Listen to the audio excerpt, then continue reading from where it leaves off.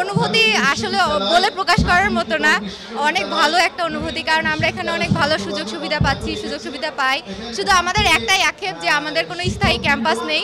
আমরা চাই যে আমাদের এই 10ম প্রতিষ্ঠাবাসী হিসেবে আমাদের হচ্ছে একটাই চাওয়া যে আমাদের হচ্ছে ভার্সিটি